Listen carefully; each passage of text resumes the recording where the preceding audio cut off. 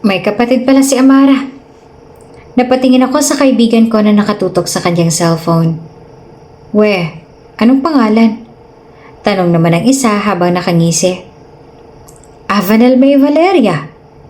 Sambit niya at lahat sila ay napatingin sa cellphone. Parang kung ano naman sa aking sarili ang naging interesado ako, kaya ininom ko ang alak ko at kunot noon at tiningnan silang nagkagulo sa iisang cellphone. Gago, ang ganda! Sabi ng isa sa namamanghang boses. Patingin nga ako. Lahat sila ay napatingin sa akin. Gamit ang nagdududa nilang mga mata. Sus, hindi ko naman liligawan. At isa pa may girlfriend ako, no? Mga bobo. Singhal ko sabay hablot ng cellphone. Mas maganda pa yata si Amara dito eh. Natigilan ako nang makita ang picture ng Avanel. Nasa beach siya at nakasuot ng red bikini at close-up ang kuha. She has this gray eyes na matalim ang tingin sa camera. She has this sophisticated aura. Ang puti niya ay tama lang sa katawan niya. She has a red heart-shaped lips na tama lang sa maliit niyang mukha. Oh, natahimik ka dyan. Sabi ko sa'yo, hindi ka makakapagsalita sa ganda niya eh. Sambit ko. Mas maganda pa din si Amara. Tangek, bulag ka ba? Iritadong tanong ng isa. Model yan oh. At isa pa palagi ko siya nakakasama sa shoot. Naku, napakababaero mo talaga. Singhal ko kaya natawa siya. Tiningnan ko ang dance floor at nahagip ng paningin ko si Avanel na sumasayaw. Bro, push me. Utos ko sa kaibigan ko na nagtatakang napatingin sa akin. Ha? Bakit? Nagtatakang tanong niya. Hindi ka pa rin nagbabago, babaero ka pa din. Basta, itulak mo nga lang ako. Iritadong sagot ko.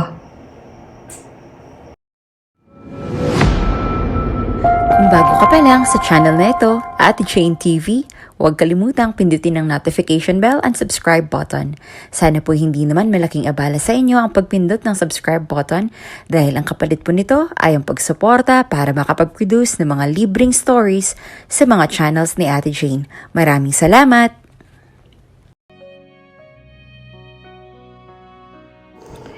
Pananaw ni Angel. Pagkatapos ng shoot namin ni Amara, ang girlfriend ko, ay kaagad kami nagpalit ng aming damit. Pumunta ako sa naka-assign na dressing room para sa akin. Ganito naman palagi ang buhay ko. Pupunta sa shoot at babalik sa opisina. Minsan ko lang makasama ang mga kaibigan ko dahil palagi kong kasama si Amara. Matagal na kami ng aking girlfriend. Siguro umabot na kami sa 5 buwan at masasabi ko na masaya ako sa kanya. Ang kagandahan niya ay simple pero matapang. Nagkakilala kami noong high school kami at nabighani talaga ako sa ganda niya. Plus the fact na sobrang bait niya kaya hindi ko na nga alam at bigla ko na lang siyang nagustuhan. Mahirap siyang makuha pero dahil masipag akong manligaw ay kaagad ko rin naman siyang nakuha. Katulad ko ay isa rin siyang model under her mom's company. Ganon din ako at malaking kinikita ako sa modeling. At isa pa'y may sarili na rin akong kumpanya. At the age of 25, may sarili na akong kumpanya at masasabi ko na successful na ako sa buhay. Ngayon na matanda na ako, hindi ko na kailangan pa ng bantay para sa kaligtasan ko. Minsan ay nagpadala si Papa pero nagbaback out ang lahat dahil lahat sila ay sinusungitan na tinatakasan ko. Ako naman talaga, si Papa at Mama lang talagang may gusto. Palagi nilang sinasabi na para din naman sa akin yon kaya hinahayaan ko na lang. Nag-iisang anak lang naman kasi ako at alam ko na gusto lang nila na protektahan ako. Hindi ko nga alam kung bakit. Pero hinayaan ko na lang sila basta hindi nila pinapakialaman ng trabaho ko ay magiging maayos kami. Close ako sa kanilang dalawa at walang patid ako kung magbigay ng kagustuhan nilang dalawa. Siyempre, sa kanila ako nakatira at isa pa, ayaw nila na tumira ako sa malayo sa kanilang dalawa. They treat me as their baby. Minsan naiinis ako pero deep inside masaya ako. Wala din naman kasi ako magagawa kung hindi sundin silang lahat. Limitado mga ginagawa ko pero hindi sila naging hadlang sa lahat ng ginagawa ko ngayon. Sinuot ko ang denim jacket na nandito sa dressing room. Black yon at bagay sa puting t-shirt ko na suot sa panloob. Kaagad akong lumabas at naabutan si Amara na sinusungitan na naman ng mga bagong modelo. Maldita talaga si Amara, pero hindi ko kinukonsinti ang kanyang ugali dahil baka mas lalong lumala. Inayos ko ang buhok ko at lumapit sa kanya. Hinawakan ko ang siko niya. Kaagad siyang umiti sa akin at tiningnan niya ang mga model na nagsushoot din sa unahan. Namewang ako, tinignan silang lahat. Maganda naman at may potensyal kaya hindi na din masama. "Love, date tayo?" Malambing na sabi ni Amara at kumapit sa aking braso. Tinaasan ko siya ng kilay. "Saan mo ba gustong kumain?" Sambit ko at nilagay ang buhok niya sa ilalim ng tenga niya. She pouted her lips. "Kahit saan, basta ikaw ang kasama." Nagpaalam kami sa manager naming dalawa dahil magkahiwalay kami ng manager. Kaagad kong nilagay ang braso ko sa balikat niya habang nasa elevator kami at hinalikan ko ang noon niya. She giggled. Sabay kaming lumabas sa elevator at inalalayan ko siyang makasakay sa kotse ko. Nang makapasok siya ay pumasok na din ako sa loob. "Korean restaurant na lang tayo, love." Sabit niya at inayos ang kanyang upo. Tumango ako at inikot ang kotse ko para makapunta sa restaurant na gustong gusto niya. Matagal na kami at legal na din kami both sides. Mabait naman kasi ang mommy ni Amara. Pero kapag tinitingnan ko ang daddy niya, gusto ko na lang mawala sa kinatatayuan ko. Ang strict kasi ng daddy niya at isa pa ay may lahi silang Italian at ang alam ko pa nga ay may isa pa silang kapatid. Kilala ko na si Lorraine at mabait naman siya pero masyado siyang iwas sa mga tao. Hindi ko alam kung sino ang isa pa niyang kapatid ngunit wala naman akong balak na kilalanin siya. Selosa masyado ang girlfriend ko kaya ayokong mag-aaway kaming dalawa. Ang mga kaibigan ko lang may alam tungkol sa aming dalawa dahil bawal sa modeling. Yes, alam din nila mama pero dahil nga sikat kami ay kailangan namin itago ang relasyon naming dalawa. Hindi kami makakatanggap ng malalaking offers kapag sinabi namin na mag-on kaming dalawa. Pareho namin gusto at wala din naman akong naging reklamo. "We're here," sambit ko at bumaba sa sasakyan. Kaagad ko siyang inalalayang makababa at hinalikan ko siya sa labi na kaagad niya namang tinugon kaya natawa kaming dalawa. Hinaplos ko ang kanyang bewang at sabay kaming pumasok sa loob at mabilis kaming sumunod sa waiter. "What do you want to eat?" Tanong ko habang nagbabasa ng menu. Anything?" Mahinahong sambit niya at gumiti. "Iced tea na din." Sinabi ko sa waiter ang order naming dalawa. Mas matanda ako kay Amara ng 2 taon dahil 23 pa lang siya. At isa pa, hindi naman siyang first love ko dahil hindi ko makakalimutan ang batang babae na nakilala ko dati. Because I consider her my first. My girlfriend doesn't know about my first love dahil ayokong ipaalam sa kanya and I'm not cheating, so that's fine. Mahal ko si Amara at sobrang pagmamahal ko sa kanya. Hindi mahirap mahalin si Amara dahil bukod sa matalino at mabait, ay wala na akong mahihiling pa. "How's your company?" Pambasag ni Amara sa katahimikan. Tinuso ko ang meat at kaagad nang umuya. "Okay naman, marami kaming project sa iba't ibang bansa." "Oh, ganun ba? Kayo din palang gumagawa ng rest house ni Daddy sa Palawan?" Aniya sa mahinahong boses, kaya napatango ako nang maalala ko ang rest house. "Yes, kaunting ayos pa at magagawa na din namin. We hired some architect para hindi na kami mahirapan sa disenyo." Sambit ko sabay inom ng gulaman na tea sa aking baso. "Nasasabi ko sa rest house ni Daddy. Hindi ko kasi alam para kanino yon. Sana sa akin na lang yon dahil ang ganda." She smiled sweetly kaya napailing ako dahil ang ganda niya. Baka naman may purpose kaya niya pinagawa ang bahay na yon. O baka bakasyonan niyo. Nagugulahan na sambit ko at nagkibit balikat kaya nakasimangot at napangunguso siya. Basta ang sabi niya lang may titira daw ron kapag nasa misyon. Aniya na nagtatampong boses habang nakanguso. "Mission?" Nagtatakang tanong ko at naantig ang interes ko sa sinabi niya. "Oo. Si Daddy kasi ay isang agent sa Italy. Hindi pa naman ako nakakapunta doon kasi ayaw niya." Sabit niya kaya napaawang naman ang labi ko. Tapos, dun daw sila titira kapag may mission silang gagawin. Wow! Natawa ako sa sinabi niya. Ibig sabihin, agent ang dad mo? As in, a spy agent? Pagkatapos namin kumain ay nagpahinga muna kami saglit at nang matapos ay tumayo ako habang hawak ang kamay niya. Lumakad kami palabas dahil gabi na din at hihahatid ko pa si Amara sa bahay nila. Iginiya ko siya sa kotse ko at agad umikot. Ngunit tinanan ko ang gilid ko nang may makitang tao sa madilim na parte ng restaurant. Kunot ang noo ko at mabilis na sumakay ng kotse habang hindi inaalis ang tingin sa labas. Hindi ko nalang pinansin at pinaandar ang kotse ko paalis doon dahil ganito talaga minsan. May nakasunod sa akin at kung minsan naman ay may mga taong gusto akong patayin. Wala akong ideya kung bakit nila ginagawa ang pagpatay at paghuli sa akin. What's the matter? Pagpukaw ni Amara sa aking atensyon. I sighed. Wala naman, love. May iniisip lang. Ngumiti ako para hindi na siya mag-alala sa akin. Okay. She smiled kaya hinawakan ko ang kamay niya at hinalikan. Clingy? I chuckled. Mahal lang kita. Sabit ko at nakita ko ang pagpula ng pisngi niya kaya natawa na lang ako. Pinarada ko ang sasakyan ko sa mansyon nila at huminga ako ng malalim at kaagad na bumaba sa kotse. Pinagbuksan ko siya ng pintuan ng sasakyan at inalalayan siyang bumaba dito. Sabay kaming pumasok sa bahay nila. Mom! Dad! I'm home! Si Amara sa malakas na boses habang nakataas ang isang kamay.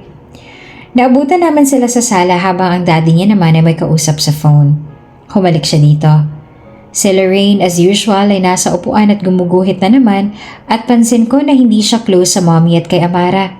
Hindi na lang ako nangialam sa kanila dahil baka may misunderstanding lang. Alright, I'll bring some of my men there and take care.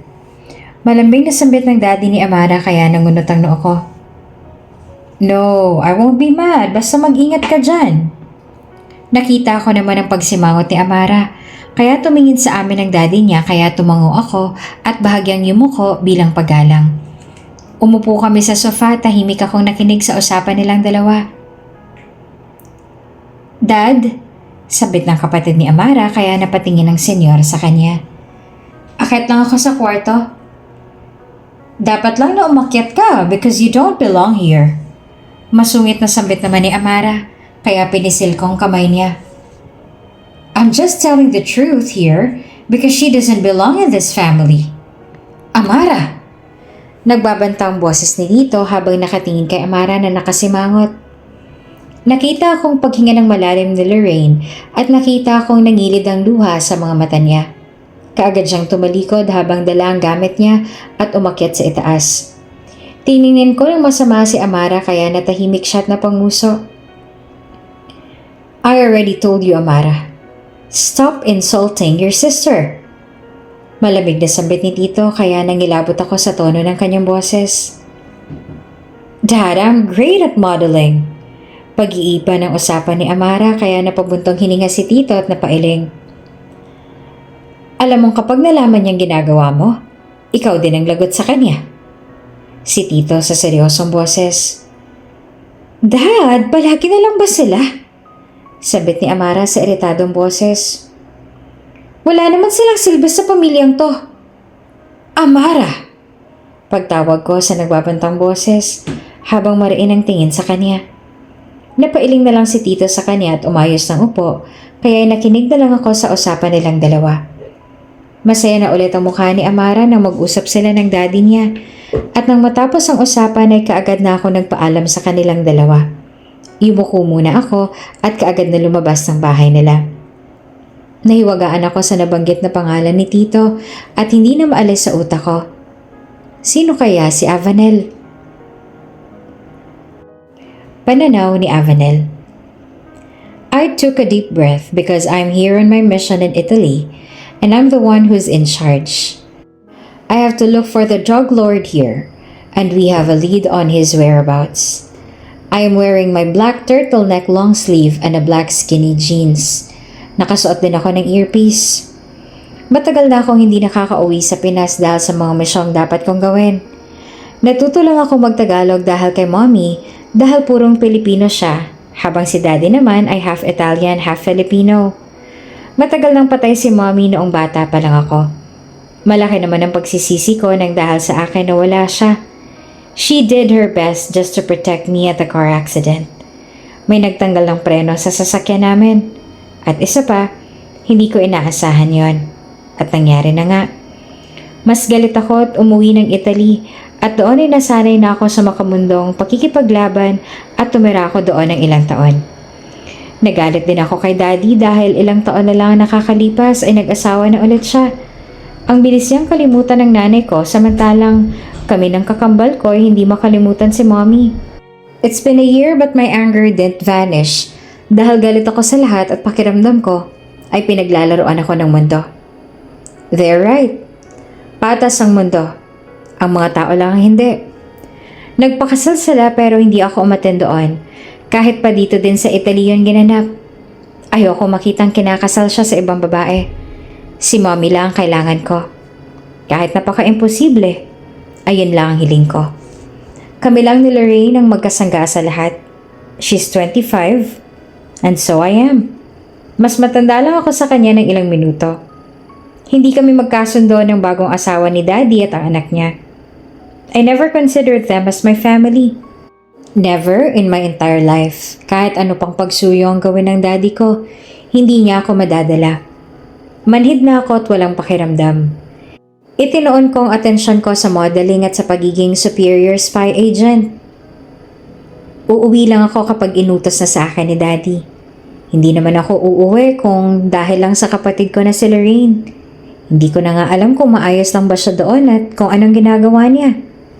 Although, she sends me message about what she's doing in the Philippines. Masaya din ako dahil kahit malayo kami sa isa't isa, ay hindi niya ako kinakalimutan. Ang tatay ko ay isang ambassador dito sa Italy. He's the most powerful man.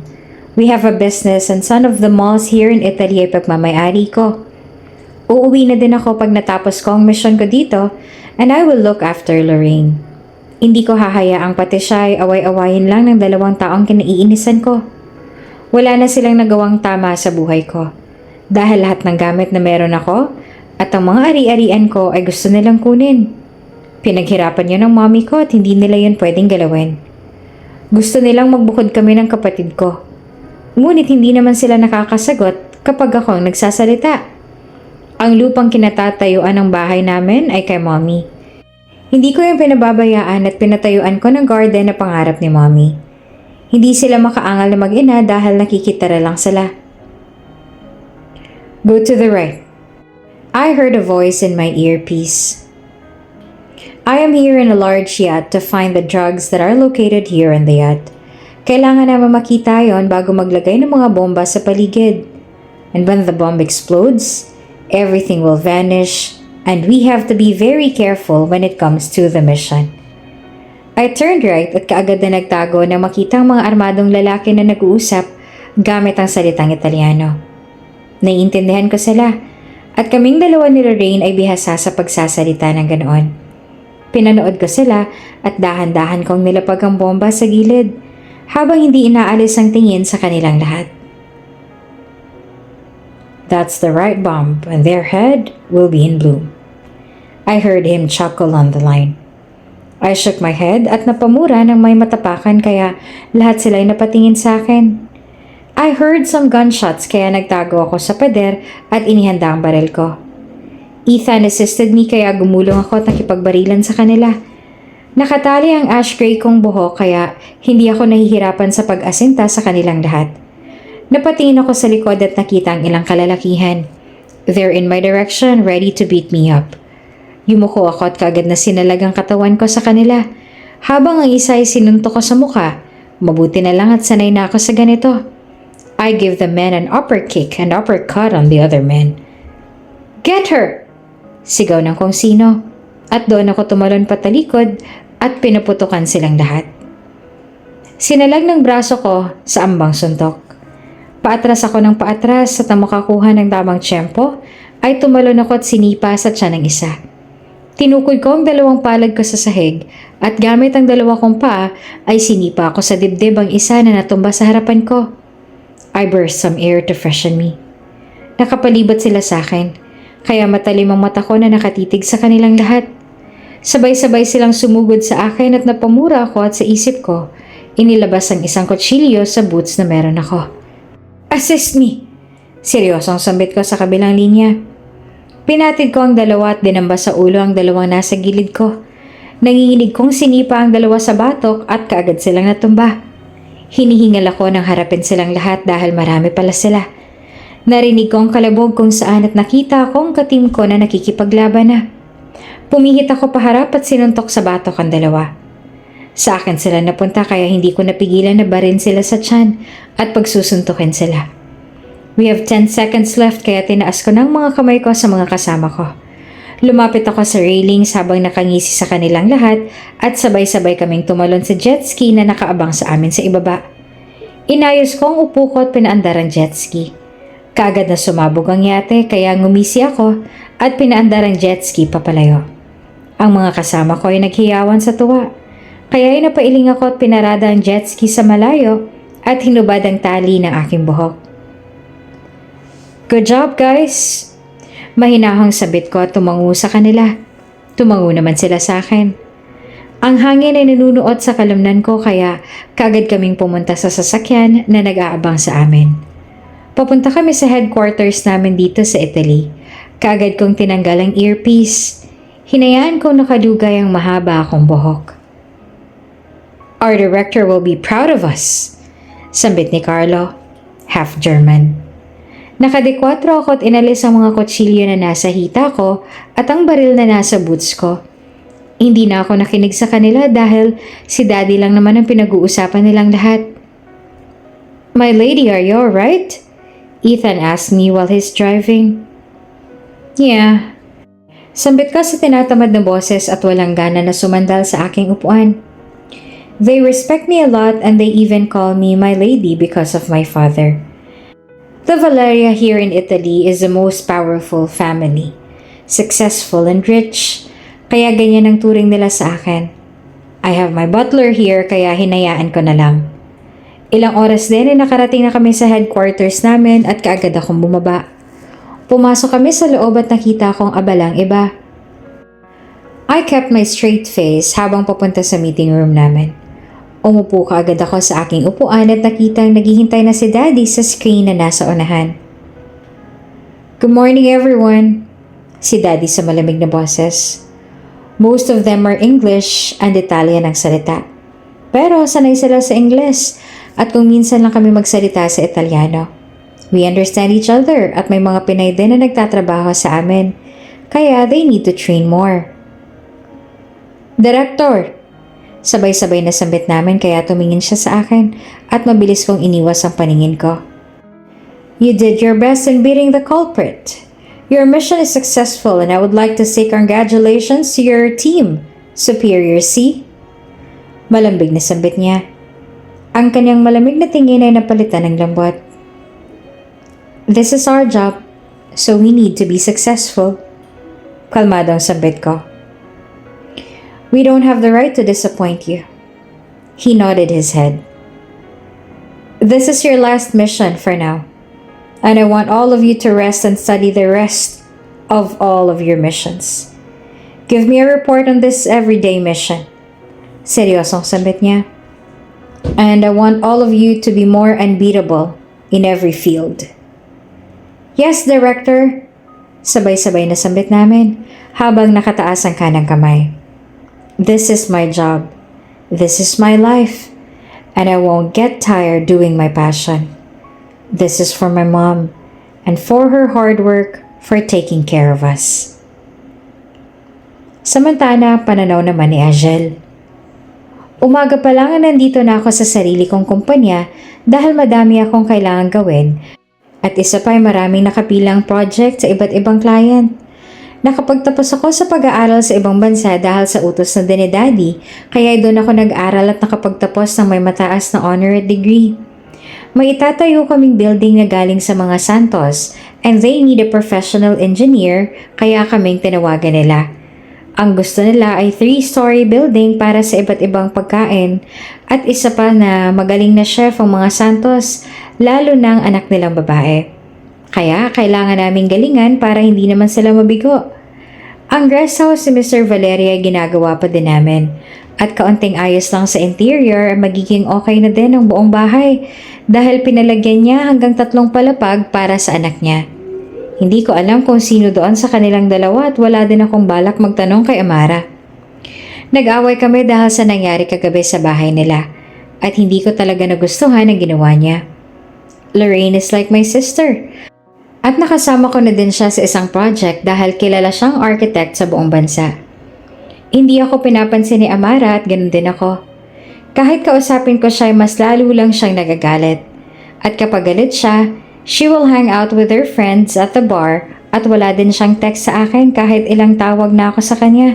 Pero wala pa din. Hinayaan ko na muna at baka sakaling lumamig ang ulo niya, saka ko na siya kakausapin ng maayos. Engineer, nandito na po pala si Architect Lorraine. Sambit ng isa pang engineer, one of my colleagues. Let her in, I said calmly. Tumango siya at magalang na umalis at kaagad kong nakita sa hindi kalayuan si Lorraine na formal na naglalakad. Minsan talaga hindi mo siya makikitaan ng pagiging maldita at hindi din siya kamukha ni Amara. Ayoko na lang magsalita dahil wala akong alam sa pamilya na meron sila. Engineer! She greeted me formally kaya nginitian ko siya ng matamis. Architect, good morning! Sambit ko at ngumiti sa kanya matapos makipagbeso. Siguro sa restaurant na tayo mag-usap tungkol sa design ng building? Sure! Sagot ni Lorraine sa formal na boses. At bahagyang ngumiti. Pumunta kami sa hotel dito sa Tagaytay. Agad ko siyang iginiya sa lobby kung saan may lamesa na pang-dalawahan. Pinaghila ko siya ng upuan at nagpapasalamat naman siya kaya tumango ako at agad na dumating ang waiter. She just ordered juice and some sandwich kaya ako naman ay juice din kagaya ng sa kanya. So, she trailed off. May mga design na ako nagawa at may mga draft ako dito. Baka gusto mong makita? Sure, dahil gusto ko ding makita ang iba mo pang design at baka may magustuhan ng mga client. Sagot ko at sumandal sa upuan ko. Pinakita niya sa akin ang 3 design na siya mismong gumawa. Tiningnan ko ang ilan sa mga designs niya at ang ilan ay pastel colors lang at ang iba naman ay maganda sa mata habang ang iba ay medyo modern ang design. Dito pwede nating lagyan ng mga kahoy na upuan to look cozier. Sabit niya tinuro ang nasa bandang kanan. And from here, pwede natin lagay ang glass walls para makita ang mga puno because of those glass. Mas makikita nilang ambience ang buong restaurant. I like it. Papuri ko kaya napangiti siya tumango. Pwede din siguro natin lagyan ng furniture sa bawat floor or painting dahil mas maganda siguro ang ganon. At isa pa may mga taong gusto ding makita ang mga magagandang halaman sa labas. She nodded her head. Maglalagay na lang siguro ako ng chandelier sa bawat floor and sa staircase naman ay lalagyan ko ng design. If you let me, I want to look on the building to see what's on the inside. Sure. Hindi pa maayos pero okay naman na tingnan at safe na din. Sabit ko na ikinatango niya at mabilis na niligpit ang kanyang laptop. Tumayo kami at inilalayan ko siya palabas ng restaurant. Pinasuot ko sa kanya ang hard hat para sa safety niya. Pinag-uusapan namin ang mga gagawin sa design at kung paano namin aayusin sa loob. Magandang ideya niya dahil bukod sa mura at maganda din ang kalidad ng mga gamit. Look who's here! Narinig ko ang boses ni Amara kaya napatingin ako doon. Nakasuot siya ng pink jumpsuit at nakalaglag ang buhok niya na hanggang dibdib niya. Nakataas din ang kilay niya sa aming dalawa at ang mga mata ay matalim. So, you're the architect of this building, huh? She said. They didn't know na lahat ng designs mo ay pawang mga lumang basura. They even hired you na wala namang karanasan sa pagiging architect? Amara! Nagbabantang tawag ko pa sa kanya. What? She answered angrily habang kunot ang kanyang noo. What? You will defend her again like the last time, huh? Ako ang girlfriend mo for fucking sake. Ako dapat ang kinakampihan mo, hindi ang babaeng yan. I sighed. Siyang kinuha kong architect dahil magandang mga designs niya. So why are you so mad at her? Tanong ko habang nakakunot ang noo. Because she's nothing but a disgrace to our family. Hindi siya kasama sa pamilya namin. At kung tutuusin, wala siyang alam sa ganyang bagay. Manang-mana siya sa magaling niyang ate. Si Amara sa galit na boses. I didn't come here to argue with you. Kalmadong sabat na Lorraine. Hindi rin ako nagpunta dito para agawin ng boyfriend mo. I came here for work. Wow! Did you already forget what happened to you years ago? Si Amara sa namamanghang boses. Nakita akong kabatakot sa kanyang mga mata. Ganon din ang panginginig ng kanyang mga kamay. Amara chuckled at her at mas naging malinaw sa akin ang luha sa mga mata ni Lorraine na halatang pinipigilan niya lang sa pamamagitan ng pag-iwas ng tingin. Oh, why are you scared now? Are you afraid that I might tell everyone what happened, huh? Aniya sa nangaasar na boses. Hindi pa din pala alam nila na bayaran kang babae sa isang cheap na bar? Amara, you fucking stop! Sigaw ko at mas lalong tumalim ang mga mata ni Amara habang nakatingin sa akin. She's your sister! Hindi ko siya kapatid! Mariing sambit ni Amara. Anak siya ni Daddy sa labas at kahit kailan hindi ko siya magiging kapatid. Hindi totoo yan. Napalunok ako sa talas sa mga mata ni Lorraine. Alam kong alam mo kung ano ba talaga kayo sa pamilya namin. Marahas kong hinawakan ang braso ni Amara na natigilan at kalaunan ay kumurap siya at galit akong tiningnan. Iniwas niya ang kanyang braso at nagawa niya din akong irapan. What are you doing, Amara? Bakit ka ba ganyan sa kapatid mo? Tanong ko sa mariing boses. Dahil wala siyang kwenta at hindi ko siya gusto sa pamilya na meron kami. Sagot niya sa galit na boses kaya iritado kong sinuklay ang buhok ko. Look, love, mabait naman si Lorraine. At nakita mo ba kung paano siya nanginig sa takot sa sinabi mo, ha? Mariing sabit ko at hindi niya malang ako tiningnan. So, pinagtatanggol mo ang anak ni Daddy. Wow, Angel! Ako ang girlfriend mo. Kaya dapat akong pinagtatanggol mo, hindi siya. Si Amara sa galit na boses. Pero hindi porket girlfriend kita, ay kukonsintihin ko ang ugali mo. Malambing na sambit ko at sabay kaming napatingin sa cellphone niya na may tumawag. And who the fuck is RJ?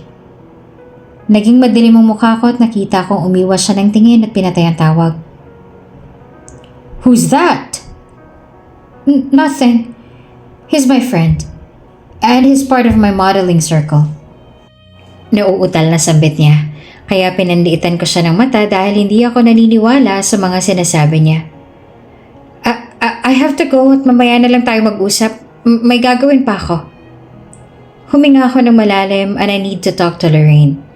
I don't know why she's acting like that, but I need to apologize to her because she didn't deserve this kind of treatment.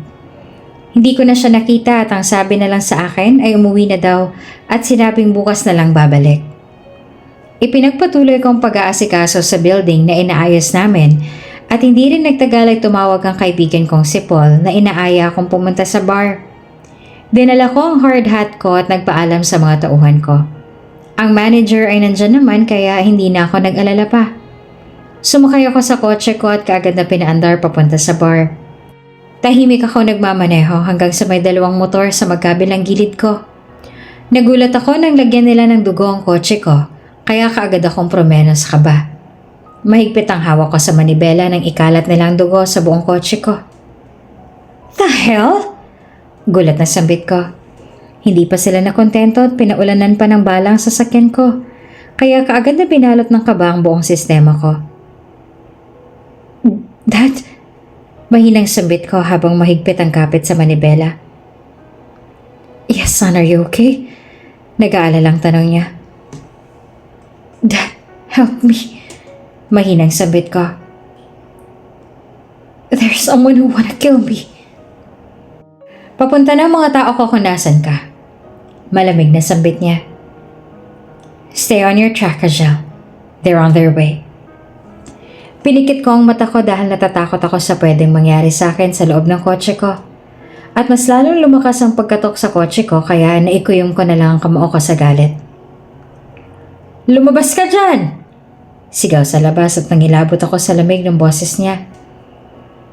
Hindi ako lalabas hanggat hindi nawawala ang mga tao sa labas ng kotse ko. Wala akong alam sa nangyayari sa akin. At ang alam ko ay delikado ako ngayon. Sino ba kasi sila? At anong kailangan nila sa akin? Samantala, sa pananaw naman ni Avenel. I am here in our mansion in Italy. Binili ito ni Dad at dito kami tumira nila Mommy and so far, masaya naman kami not until the accident happened. It changed everything and all the happiness vanished because of me. And I always blame myself for what happened to my mom. I always ask myself na paano kung hindi na lang ako nagpumilit na pumunta sa mall?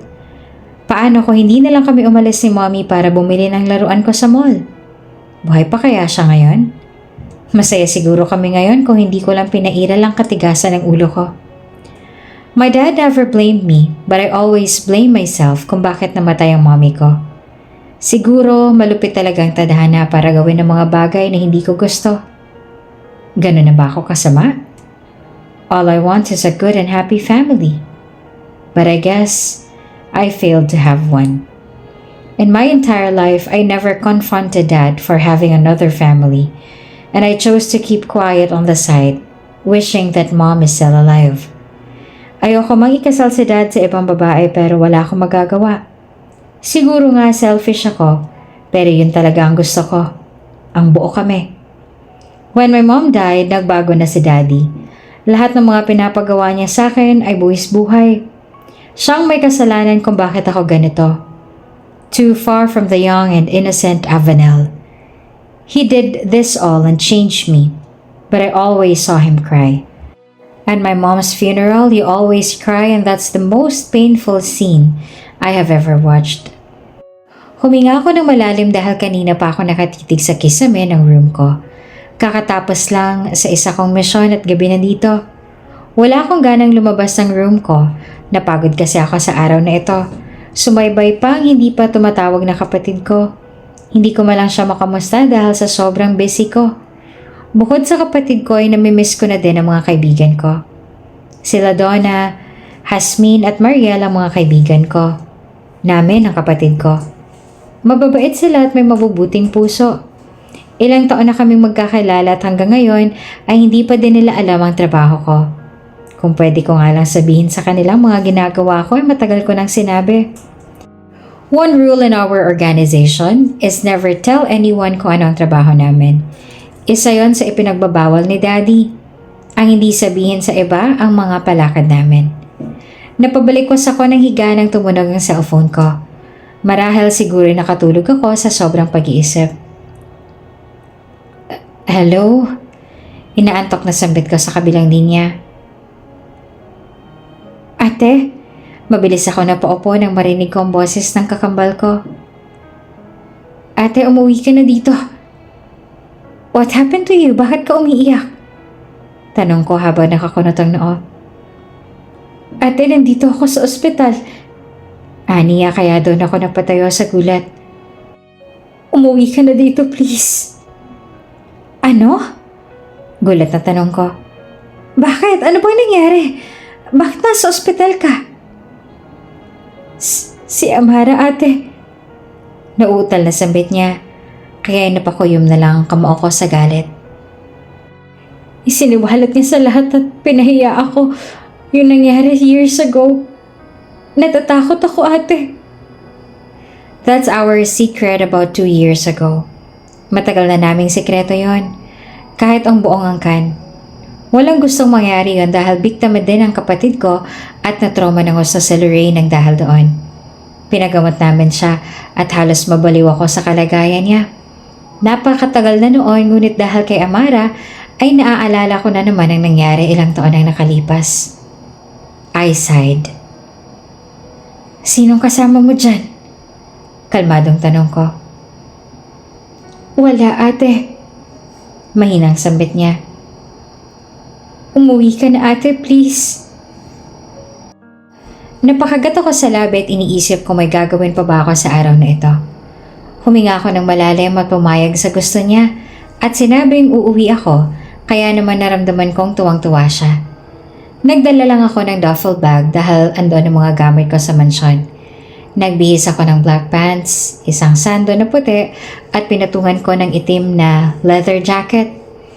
Pagkatapos kong ayusin ang gamit ko ay lumabas na ako sa aking kwarto. Ethan, aalis na muna ako. Kailangan ako ng kapatid ko. Sambit ko sa mahinahong boses habang pababa ng hagdan. Noted, my lady. Kinuha niya ang aking bag kaya agad akong sumunod sa kanya papunta sa labas.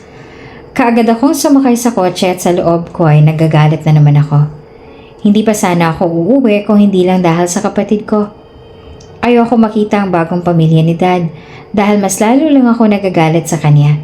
At ayoko nag-aaway na naman kaming dalawa. Tahimik ang buong biyahe namin habang hawak ko ang cellphone ko. Pinaglalaruan at kinakausap ang in-charge sa agency namin. Mabuti na lang at pahinga namin ng ilang buwan dahil utos ng director. Pinipigilan ko ang galit ko habang naghihintay sa paglapag ng eroplano. I swear to God, kapag hindi ako nakapagtimpe ay hindi ko na alam ang gagawin ko sa kanila. Wala akong sinasanto kapag ang kapatid ko ang pinag-uusapan. At iba ako magalit. We're here, my lady. Magalang na sambit ni Ethan. Tumayo ako at ilang oras din ang naging biyahe namin kaya hinintay ko ang text ng kapatid ko patungkol sa address. Agad akong bumaba at sinuot ang shades ko dahil umaga pa lang dito at hindi na talaga ako sanay na mainit dito kumpara sa Italy. Mas maganda dito dahil hindi pa din naman nagbabago ang kabuuan ng lugar. Mabilis akong sumakay sa sasakyan na kanina pa naghihintay sa akin. Marshall Hospital. Seryosong sabit ko sa butler ko na nakaupo sa driver's seat. Tumango siya. Tiningnan ko ang bintana na tanaw ang mga matataas na buildings. Sa loob ng maraming taon ay maraming nagbago at mas naging maganda ang bawat tanawin na nakikita ko. Hindi nakakasawa ang paligid. Maaliwalas. Andito na po tayo, my lady. Sabit ni Ethan at agad na bumaba para alalayan ako. Mauna ka na sa tutuluyan natin. Ako na lang papasok sa loob. Ikaw na rin ang bahala sa mga gamit. Sambit ko na makababa sa sasakyan. Noted, my lady. Magalang na sagot niya kaya tumango ako. Dumiretso na ako sa loob at lahat ng tingin nila ay nasa akin pero hindi ko na sila pinansin pa. Nagtanong ako sa front desk at sinabi naman kaagad niya ang kwarto ni Lorraine. Kaagad akong pumunta sa sinabi niya at narinig ko agad ang komisyon sa loob. Kaya huminga ako ng malalim.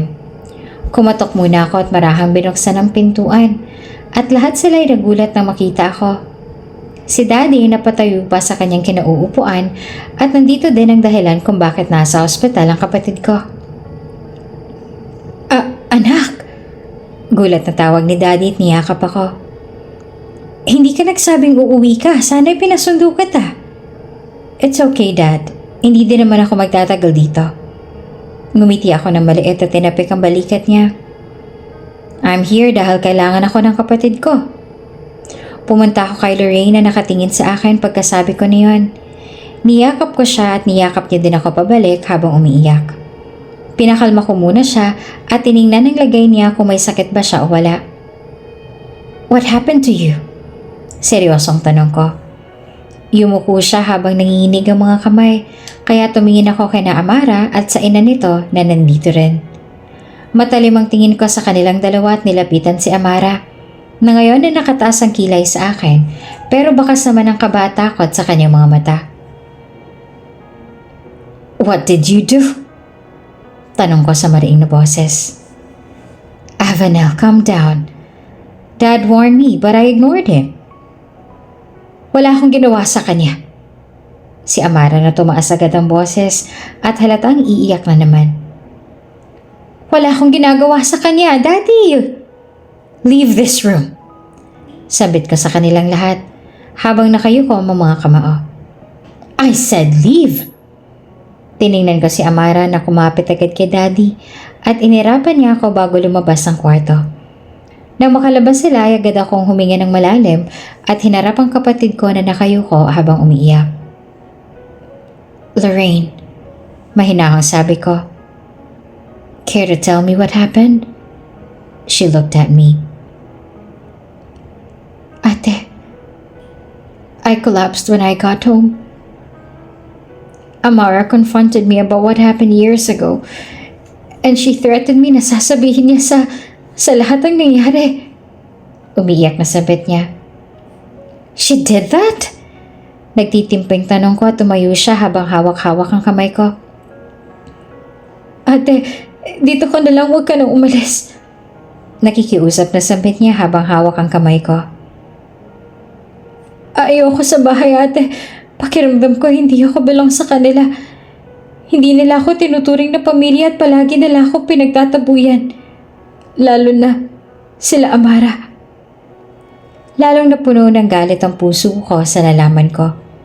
Ilang taon ako nawala sa tabi ng kapatid ko. Kailanman ay wala siyang sinabi sa akin at ganoon din si Daddy. Tapos ngayon ito ang madatatnan ko. I hugged her. I'm sorry for letting you here alone. Alam mo namang nag-work si ate, di ba? Alam ko na kasalanan ko lahat to. Mahinang sabit ko, ngunit umiling siya. Don't worry, nandito na ako, okay? No one can ever touch you again. No one. Samantala, sa pananaw na Madi Angel, nasa bar kami ngayon dahil wala namang kaming ginagawa sa bahay at gusto ko magpahinga. Yung nangyari sa akin nung gabing yon ay hindi ko inaasahan na mas lalong naging malala. Nagalit si Daddy at Mommy. Nagbigay pa talaga sila ng mga tauhan na magbabantay sa akin sa tuwing aalis ako. Masyado silang nag-aalala para sa akin at hindi ko naman sila masisisi. Agad din nagpatawag si Dad ng mga tao na pwedeng mag-imbestiga sa nangyari kagabi. Naghigpit din si Dad sa paglabas at pagpasok ko sa bahay. Nag-away ulit kami ni Amara at this time, naghihinala na talaga ako sa kanya. One time, I called her phone at lalaki ang sumagot. Kaibigan niya lang daw yon, aniya. I trust her dahil alam ko na hindi niya magagawa sa akin ng ganoong bagay. Ngunit madalas ay hindi talaga kami magkasundo dahil her reasons are too lame and I don't understand her. Hindi ko na din siya maintindihan minsan. Nawawala na din ako ng gana dahil palagi kami nag-aaway kahit sa maliliit na bagay. Pinupuntahan ko naman siya sa kanila para suyuin siya. Pero palagi siyang wala doon at kasamang mga kaibigan. May kapatid pala si Amara. Napatingin ako sa kaibigan ko na nakatutok sa kanyang cellphone. We, anong pangalan? Tanong ng isa habang nakangisi. Avanel May Valeria. Sambit niya at lahat sila ay napatingin sa cellphone. Parang may kung ano sa aking sarili ang naging interesado kaya ininom ko ang alak ko at kunot noon na tinignan silang nagkagulo sa iisang cellphone. Napailing na lang ako sa kanila at tinignan ng mga tao sa dance floor. Gago, ang ganda! Sabi ng isa sa namamanghang boses. Patingin ako. Lahat sila ay napatingin sa akin gamit ang nagdududa nilang mga mata. Sus, hindi ko naman niligawan. At isa pa may girlfriend ako, mga bobo. Singhal ko sabay hablot ng cellphone. Mas maganda pa yata si Amara dito. Natigilan ako nang makita ang picture ng Avanel. Nasa beach siya at nakasuot ng red bikini at close-up ang kuha. She has this gray eyes na matilim ang tingin sa camera. She has this sophisticated aura. Ang puti niya ay tama lang sa katawan niya. Has a red heart-shaped lips na tama lang sa maliit niyang mukha. Oh, natahimik ka na dyan. Sabi ng kaibigan ko sa natatawang boses. Sabi ko sa iyo hindi ka makakapagsalita sa ganda niya. Tch, sambit ko. Mas maganda pa din si Amara. Bulag ka ba? Iritadong tanong ng isa. Model yan. At isa pa palagi ko siya nakakasama sa shoot. Naku, babaero ka talaga. Singhal ko kaya natawa siya. Wala pa ding lalagpas sa kagandahan ng girlfriend ko. Napailing silang 10 sa akin habang ang iba naman ay tahimik lang at umiinom ng alak. Natahimik ako at pinanood ang mga tao na nagsasayawan sa dance floor. Hindi ko nasasabihin ang bagay na to pero nakita ko sa restaurant si Amara na may kasamang lalaki. Aniya kaya napaayos ako ng upo. Kailan? Tanong ko. Nagtatagis ang panga sa galit. 2 days ago.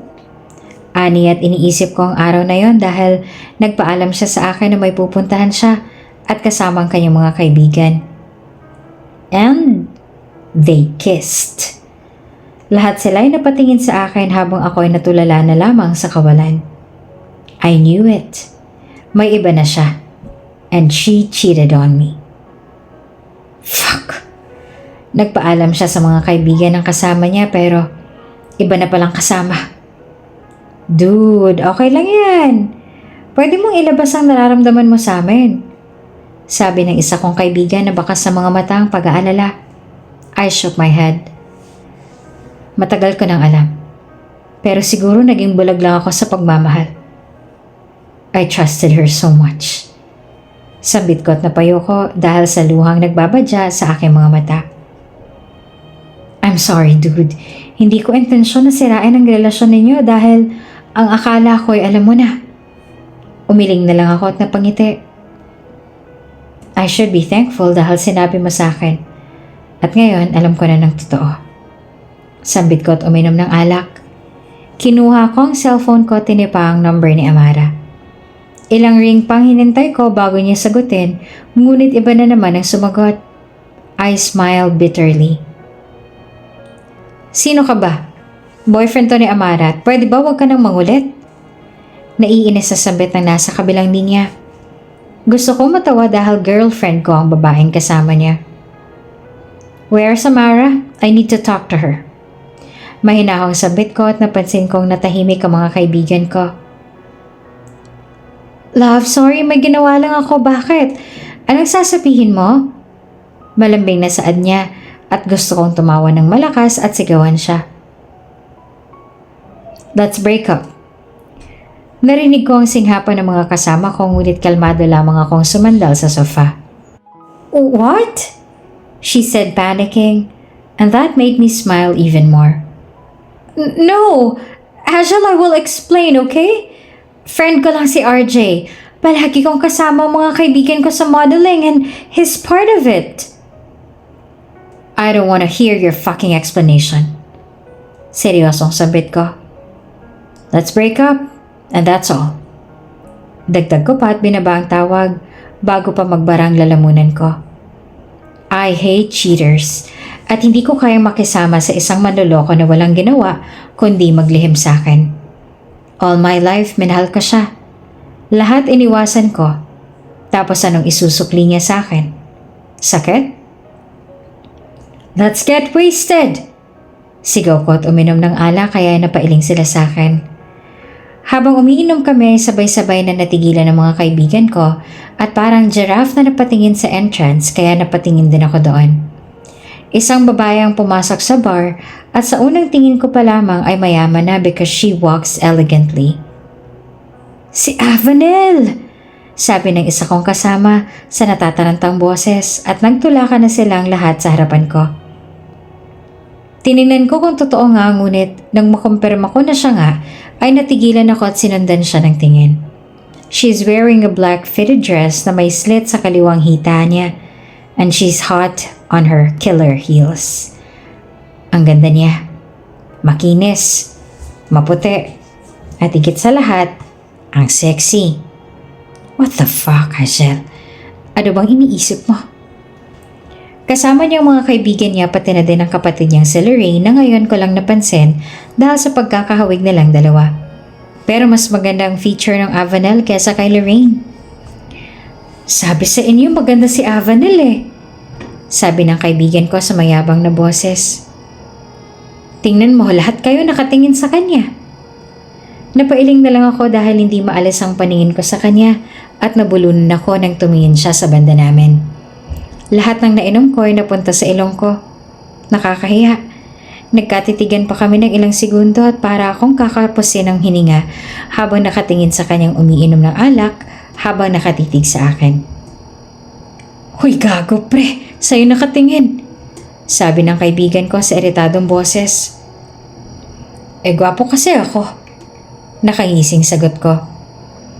Naparami na yatang inom ko pero kaya ko pa naman dahil ang iba ay nagpunta na sa dance floor at dalawa na lang kaming naiwan dito sa sofa. Tiningnan ko ang dance floor at nahagip ng paningin ko si Avanel na sumasayaw kaya ay umayos ako ng upo.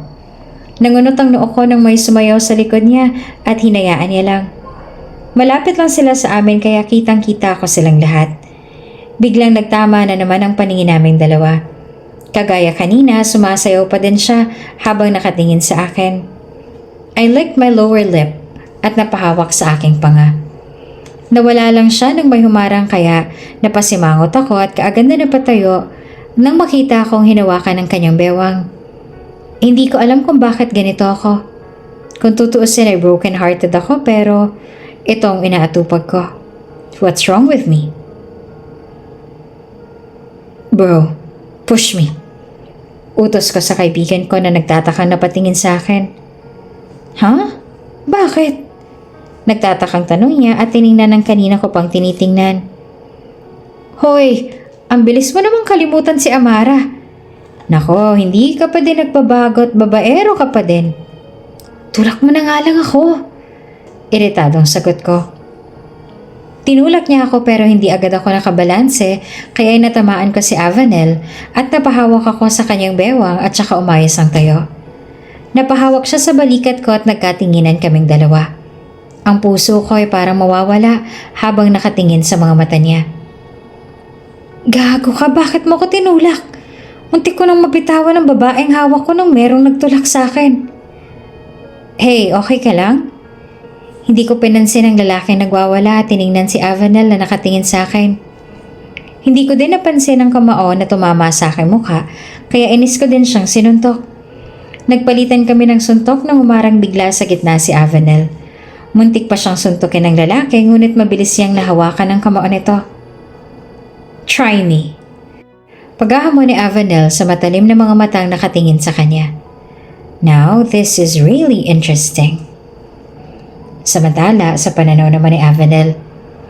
Hinagis ko ang lalaking kanina pang bumabastos sa akin at kung hindi pa dumating ang lalaking ito ay malamang natumba na ako sa sobrang kalasingan. Iritado ako sa ginagawa niya ngunit hindi ako makagalaw sa suot kong damit. Are you okay? Tanong ko sa lalaking nasa harapan ko na gulat na nakatingin sa akin.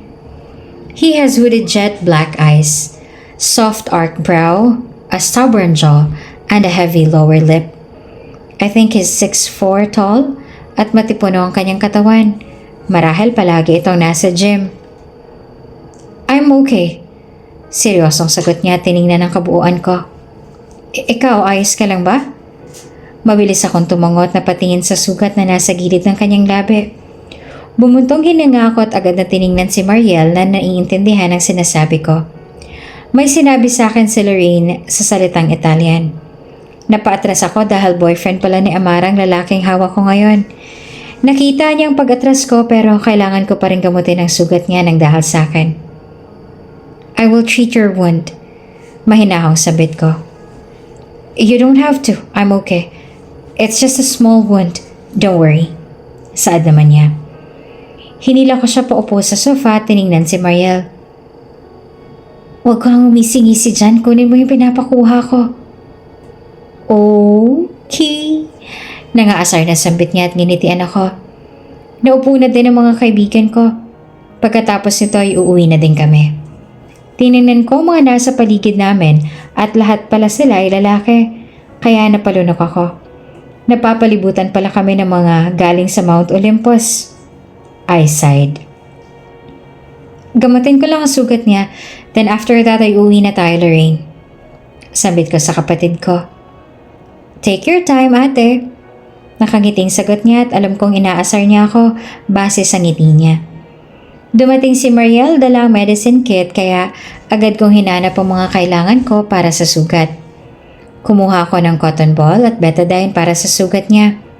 He's looking at me na parang pinapasok niyang kaluluwa ko, kaya hinilig ko na lang ang aking ulo at bumuntong hininga. Sabihin mo sa akin kapag masakit ha. Mahinang bulong ko, tumango naman siya. Napalunok naman ako. Nanginginig pa ang mga kamay ko pero agad ko ding pinakalma ang sarili ko at nang matapos ay agad akong tumayo. I looked at him and he was suppressing his smile. Mauna na kami. Maraming salamat kanina sa pagsuntok sa lalaki. I owe you that one. Nakangising sambit ko at kinagat niya ang labi niya habang umiiling. Hinila ko ang kapatid ko at agad kaming lumabas ng bar. Sumakay ako sa kotse ni Lorraine na nang-aasarang tingin, kaya inirapan ko siya at inayos muna ang seatbelt ko. Stop imagining things, Lorraine. I need to clean his wounds dahil kasalanan ko, kaya nasuntok siya. Mahina ang sambit ko. She laughed softly. Hindi ko alam na ang masungit kong kapatid ay may malambot palang puso. Tch! Sambit ko sinandal ang aking ulo. Mag-drive ka na dahil gusto ko na umuwi at magpahinga. Pinikit ko ang mata ko dahil ngayon ko lang maramdaman ang alak sa sistema ko. Inaya akong kapatid ko dahil ilang araw bago siya lumabas sa ospital. Hindi ko na hinayaan na masaktan siya ni Amara. Nandito na tayo, ate.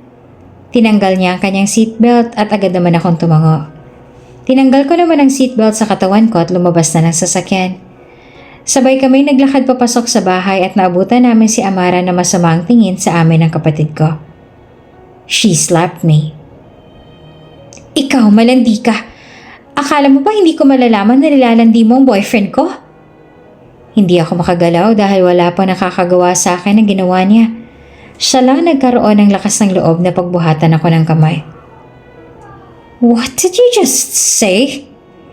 Mariing tanong ko at naramdaman ko ang paghawak ni Lorraine sa aking braso.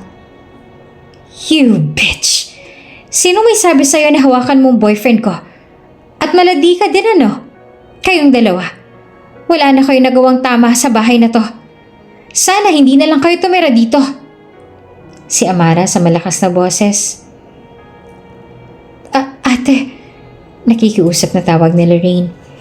Alam niya na hindi ako kailanman papayag na basta-basta na lamang akong pagbuhatan ng kamay.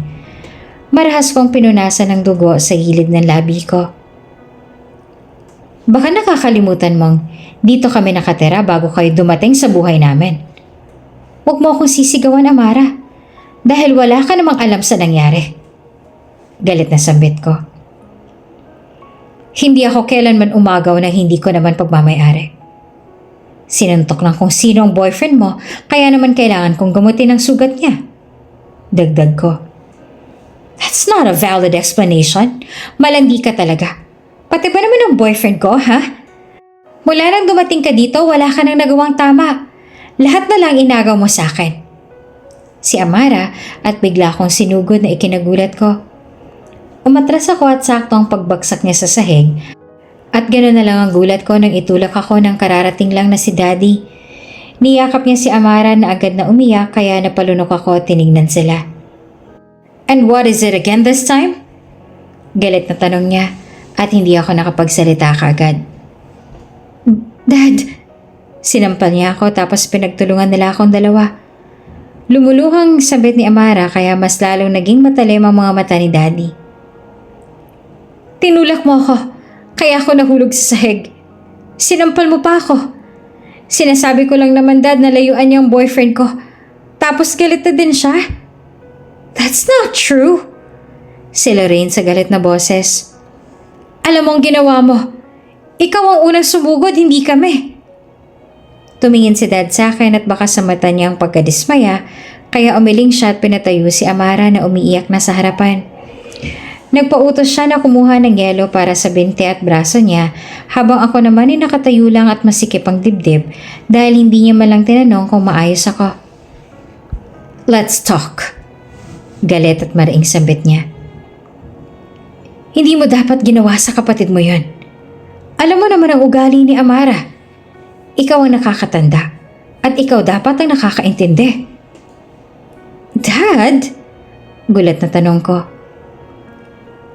Hindi sa lahat ng oras ay ako palaging may kasalanan. Anong nangyari dyan?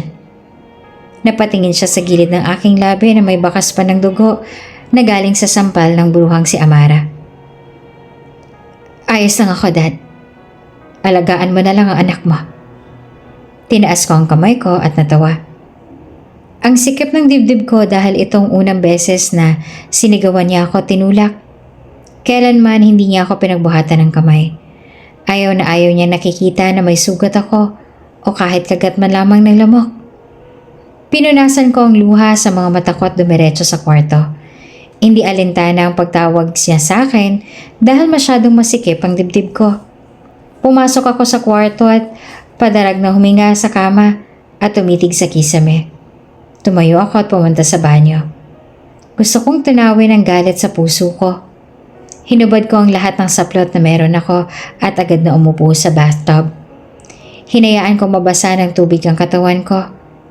Simula nung magkaroon ng anak si Daddy sa labas ay hindi niya na kami inaasikaso ni Lorraine. Palagi niyang sinasabi na kaya na namin ang lahat. Matapos kong maligo ay agad kong binalot ang katawan ko ng roba. Kumuha ng towel at pinunasan ang buhok. Natigilan lang ako na makita si Daddy sa labas na nakatingin sa picture frame na nasa side table ko.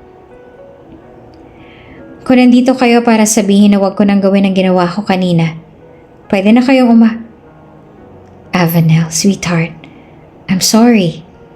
Malambing na sambit niya. I didn't mean to do that.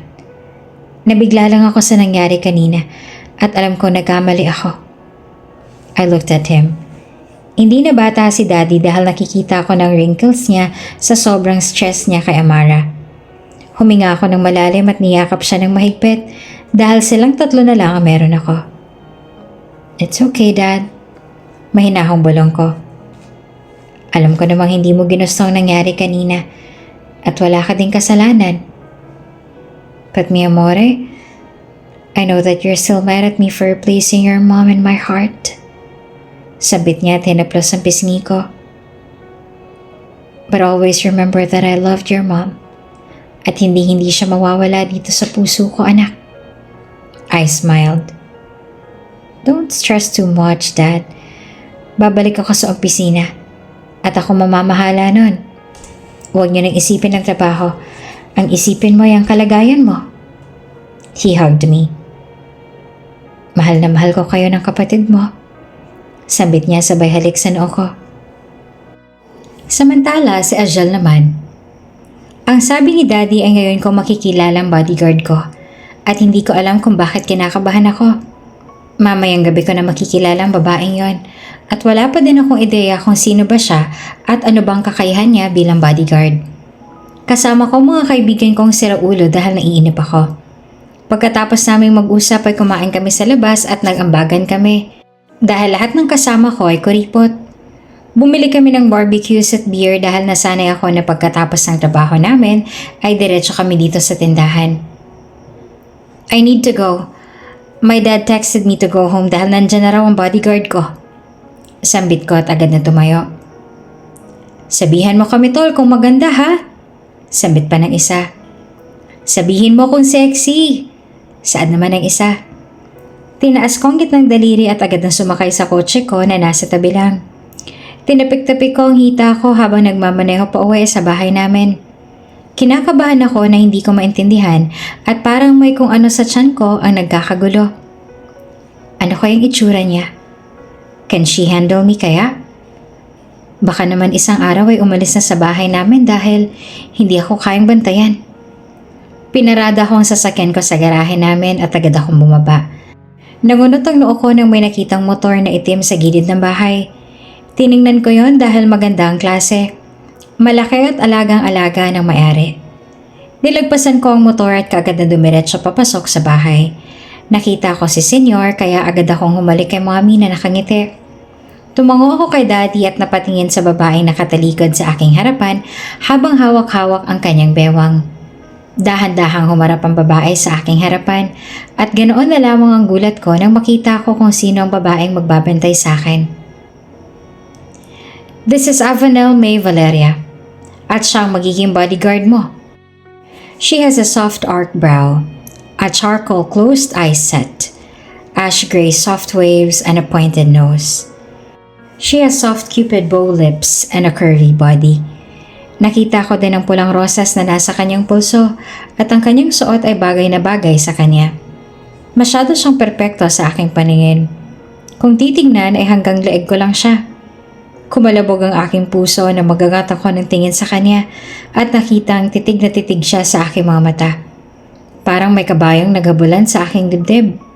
Napalunok ako at kumurap. Eloy queo so que veyero. Sembra ci sapia cavasela da solo. Napaawang ang labi ko at napatingin sa kanya. She speaks Italian and she's so fucking sexy na gusto kong pakinggan araw-araw. I'm sorry about that. She's speaking Italian pero nakakaintindi naman siya ng Tagalog. Sambit ni Senyor at namaha naman ako. Il tuo atteggiamento, Vanel, è molto importante ed nosotros cliente. Quindi non essere cortese con lui. Nanonood kami nila mommy at daddy sa sagutan nila gamit ang Italian language.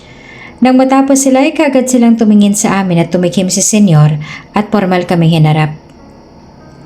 Siyang magbabantay sa'yo at siya din ang magsisilbing bantay mo kahit saan ka magpunta.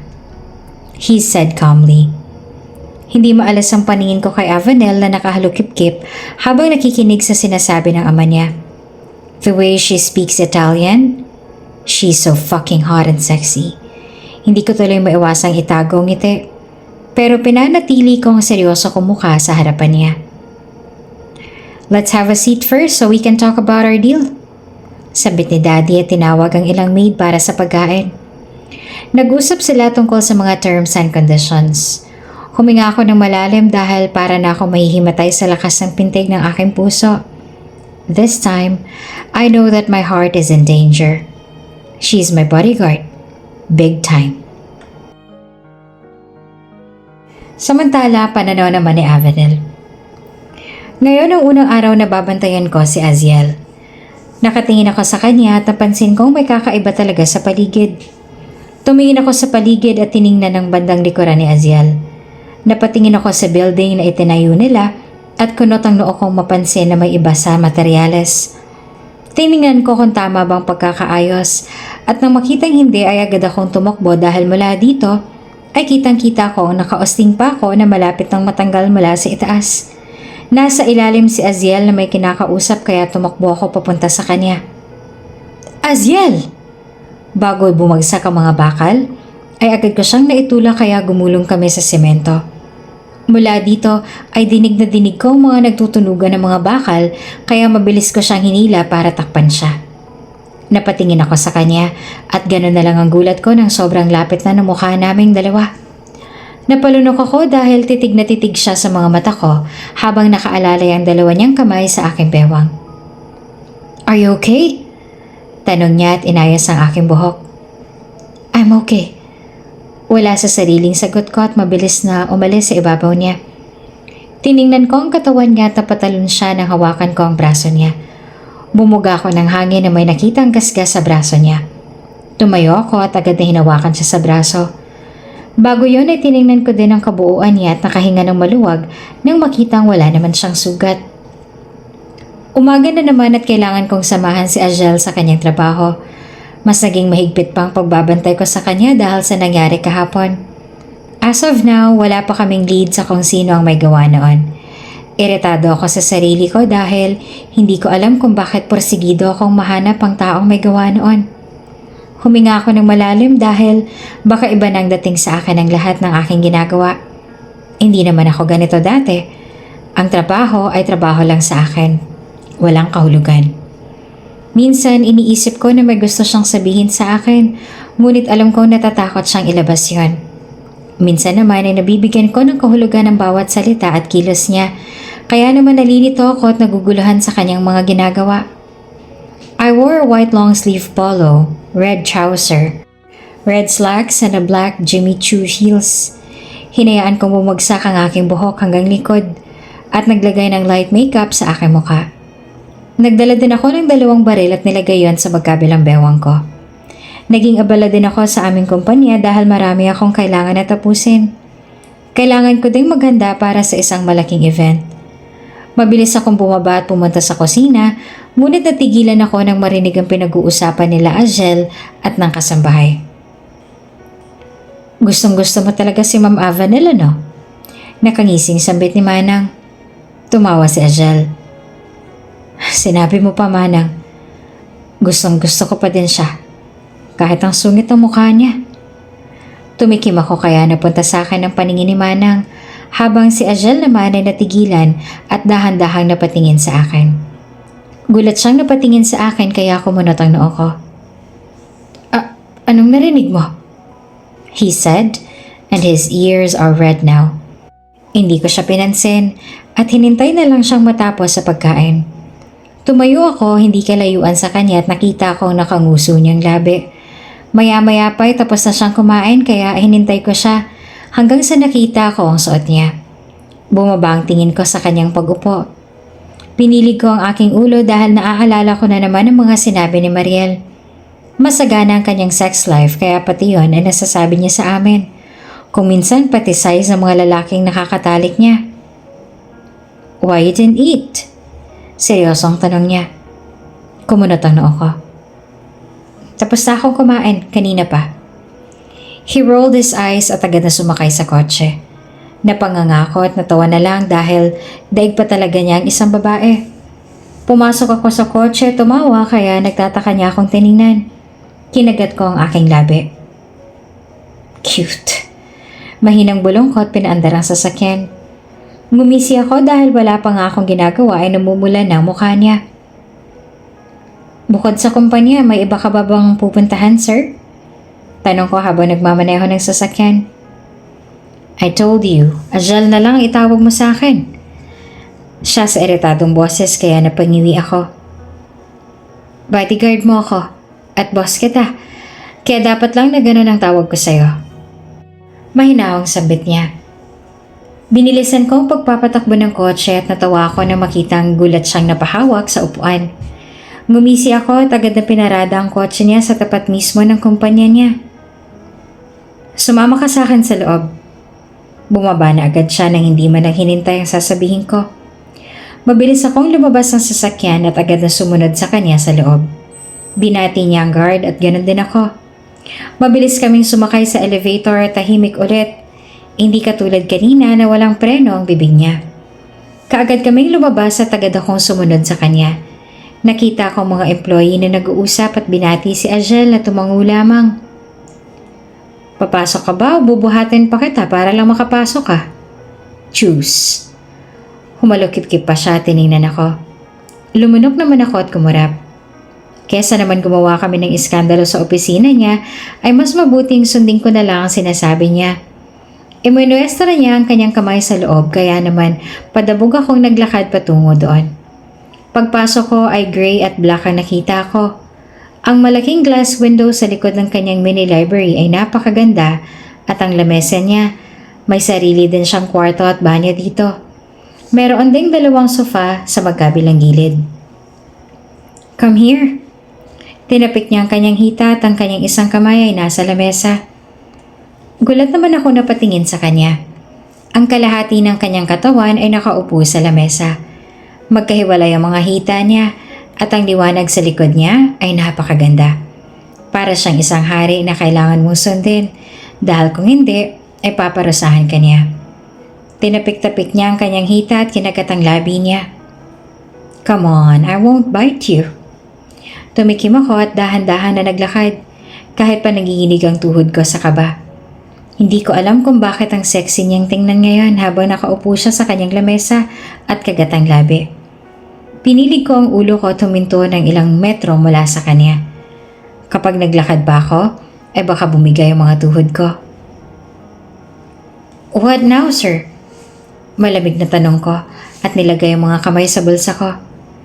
Nahugot ko ang aking paghinga na bigla niya akong hilahin papunta sa kanya. Napalunok ako ng ilang hibla na lang ang layo namin sa isa't isa at hindi nakakatulong na nasa pagitan ako ng mga hita niya at hindi makagalaw. Asiel.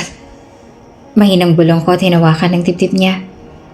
Ngumisi siya at napatalon ako ng hawakan ng mga braso niyang bewang ko. Lumunok ako at pakiramdam ko ay pawis na pawis ang likod ko, maski ang mga kamay ko. Tiningnan niya ang bawat sulok ng aking mukha kaya hindi ko maiwasan na mailang sa ginagawa niya sa akin. Gustong gusto ko kapag malapit ka sa akin. Napalunok ako na bumaba ang tingin niya sa aking labi. Ang sarap mong halikan. I gulped. Hindi naman siguro ito kasama sa pinirmahan kong kontrata, hindi ba? May gagawin pa ako kaya bitawan mo ako. He licked his lower lips at hinaplos ang likod ko. Gusto kong wag mo na akong tawagin na sir. Boss at kung ano pa. Bulong niya. Cut everything. Because this time, I'll make you mine. Pananaw naman ni Ajel. Nanatili ako nakayakap sa kanya habang siya'y nananatiling nakatayo sa pagitan ng aking mga hita. Gustong gusto kong nakikita ang namumulan niyang pisngi at ang bawat paglunok niya kapag kinakausap ko siya dahil ibig sabihin nun ay meron akong epekto para sa kanya. I smiled. Nababaliw ka na. Mahinang bulong niya habang hawak ang aking mga hita. I'm crazy. Natatawang sambit ko at pinaharap siya sa akin. Crazy for you. Ang kaninang malamig niyang mga mata ay napalitan at naging mahinahon. Ang paborito ko sa lahat ay ang mga mata niya dahil nakikita ko ang sarili ko na kasama siya. Sa bawat titig niya ay para ako natutunaw. Siya lang ang babaeng naging dahilan kung bakit nababaliw ako na matindi. I held her soft hand at isa-isa yung pinaglaruan dahil matagal ko nang gustong sabihin ito sa kanya. Ngayon lang ako nagkaroon ng lakas ng loob. I don't want to rush everything for the two of us. Especially you. I will do everything just to make you mine. Mahinahong sambit ko at tiningnan siya. Napalunok siya at nakita ko ang iba't ibang emosyon na dumaan sa kanyang mga mata. Tiningnan ko pa siyang muli dahil gusto kong ipakita na totoo ang sinasabi ko. Not yet possible. Gusto ko okay ng lahat bago tayo mag-commit sa isa't isa. Mahinang sambit niya at tiningnan ako.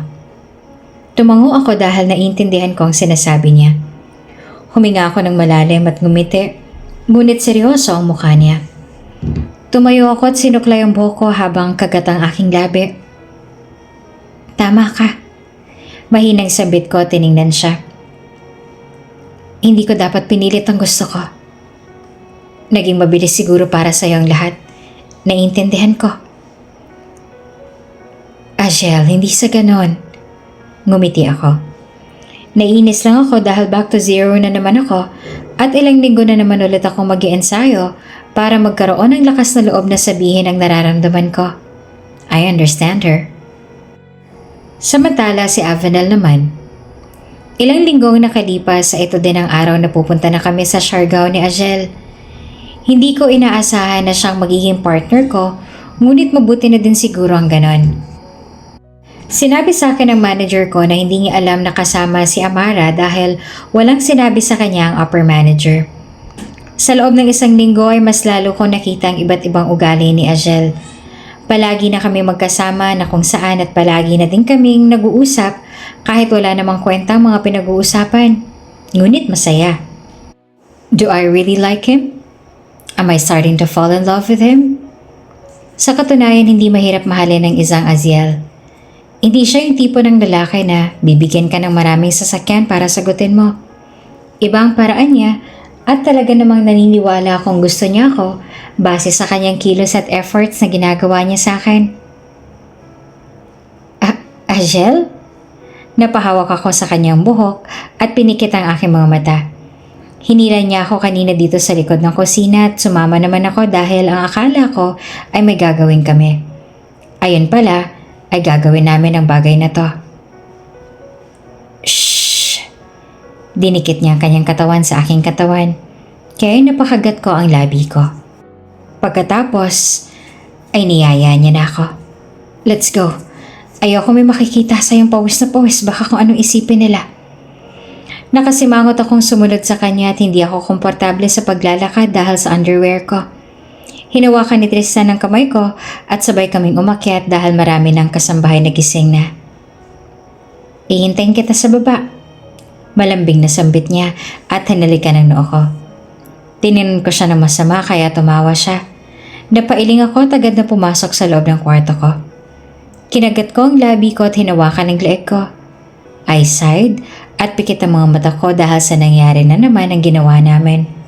Pumunta ako sa banyo at mabilis na niligo dahil hindi ako komportable sa amoy ko. Angel. Sabay kaming lumabas sa suite na parehas nakangiti.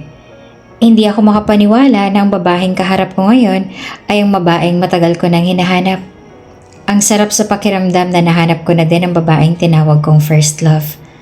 Ngayon nakasama ko na siya, ay hindi ko na siya pakakawalan pa at tutuparin ko ang mga pangako ko sa sarili ko. I will court her every second, minute and every hour. Sumakay kami sa elevator at hawak ko ang kamay niya. Hindi naman mabura ang ngisi sa aking labi dahil sa saya. Para ako nakalutang sa ere sa sobrang saya. Sabay kaming lumabas at tiningnan ng magandang paligid. Saan ba tayo pupunta? Nagtatakang tanong niya. Sa malapit na restaurant dahil alam kong hindi ka pa kumakain ng tanghalian. Nakangiting sambit ko. She nodded her head. We went inside together and quickly frowned when I saw them looking next to me, especially the men. I slid my hand around her waist. Gusto kong malaman na lang this woman is mine. I pulled up the chair and helped her sit up in the chair and smiled. Bakit magkasama kayong dalawa, ha? Hindi ba dapat binabantayan mo si Angel, ha? Malandi ka talaga, no? Malandi kayong dalawa. Si Amara sa galit na boses. Amara, I hissed. Don't you dare point your finger in front of her. Bodyguard mo siya, hindi ba? At ang bodyguard, binabantayan ng kanyang boss. Kaya bakit kayo magkasama ngayon? Galit na tanong niya. Natigilan ako at lahat sila ay nagulat na napatingin sa akin at kay Avenel. Lumunok ako at napatingin kay Avenel na nakataas ang kilay habang hawak ang braso ko. Tumawa naman ng malakas si Amara at galit naman akong tumingin sa kanya. Dahil kailangan niya ng pera. She works as his bodyguard to earn money. Sinabi ko na sa inyo ang si Avenel ang bodyguard niya. And this is the proof. Nakangising sambit ni Amara. Lahat sila ay nagulat na nakatingin kay Avenel na napatuwid ng tayo. Huminga ako ng malalim at hinawakan ng kamay dahil natatakot ako sa maaari niyang gawin o sabihin sa kanila. Hey baby!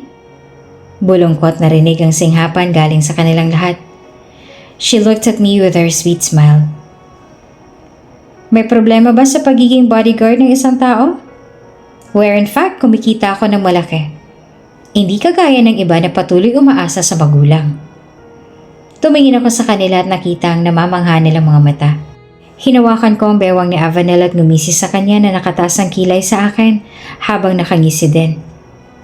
That's my girl. She's mine. Attention seeker. Bulong ni Amara at humalukip-kip sa aming harapan. Everybody knew that Angel is mine. Kaya ka lang naman lumapit sa kanya dahil alam mong malaki ang makukuha mo sa kanya. Hindi ba?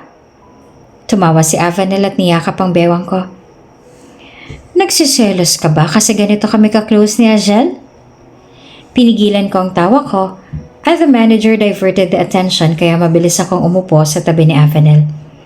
Hinawakan ko ang hita niya at nilagyan ng pagkain ng plato niya. She smiled at me kaya ganun din ako sa kanya.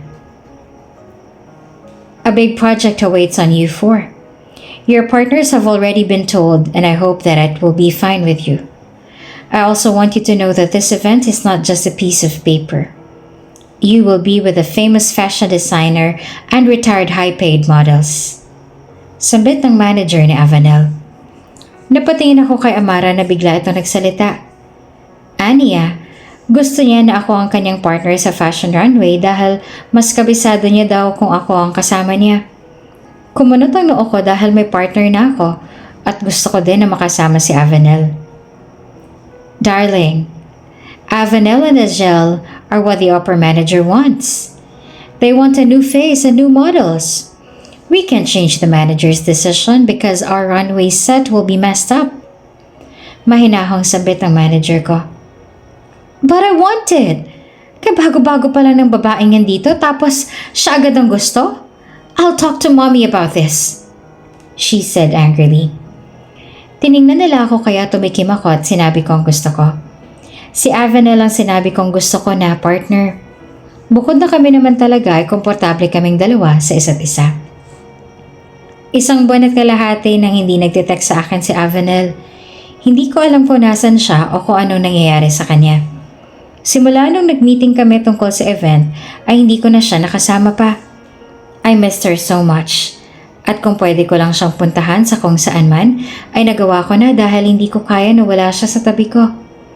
Maraming nangyari sa loob ng ilang buwan at malapit na din ang birthday ko, ngunit hindi din masaya. Ang hiling ko lang sa aking kaarawan ay umuwi siya sa akin. Sapat nang nandito siya sa tabi ko para hindi na ako nag-aalala pa para sa kalagayan niya.